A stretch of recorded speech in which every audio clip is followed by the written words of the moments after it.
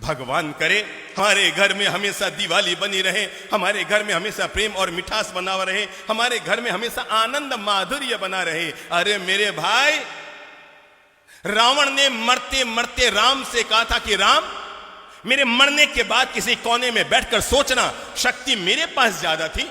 अरे मेरी तो पूरी लंका सोने के, तेरे तो अयोध्या में तेरा सिंहासन भी सोने का ना होगा। महादेव मेरी मुट्ठी में, शनि मेरे काख में, नवग्रह मेरे पांव के नीचे और यमराज मेरे कहे पे चलने वाला। पर राम अपने राजमहल में पहुंचो ना अयोध्या, तो वहां पर जाकर सोचना कि आखिर ऐसा क्या हुआ कि युद्ध में तुम जीते और मैं हार रहा हूं, तुम जीत रहे हो मैं मर रहा हूं। मरते मरते रावण ने राज खोलते हुए कहा कि हे राम, मेरे मरने के बाद एक बात अपने कोने में बैठकर सोचना, युद्ध में तुम क्यों जीते और मैं क्यों हारा।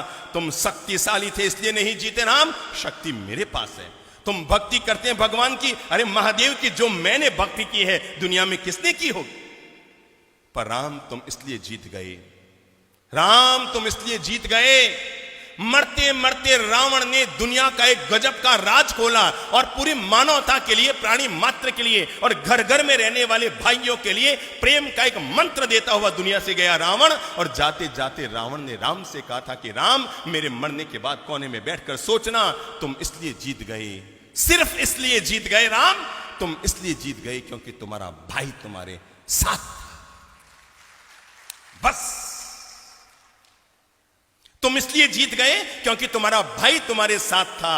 और राम, मैं इसलिए हार गया क्योंकि मेरा भाई किसके साथ? तेरे साथ था। रावण ने मरते मरते राम से अनुरोध किया था कि अयोध्या में जब राज सिंहासन पर बैठो तो एक पल के लिए आंख बंद करके मेरे चेहरे को याद करके सोचना, अगर तुम्हारा भाई भी मेरे साथ होता और मेरा भाई भी मेरे साथ होता तो युद्ध में रावण जीतता या राम जीतता। यह है भाई भाई के प्रेम की ताकत। और जिस घर में, जिस समाज में, जिस परिवार में, जिस राष्ट्र में यह ताकत हुआ करती है, वहां पर दुनिया की कोई ताकत उस परिवार को कमजोर नहीं कर सकती।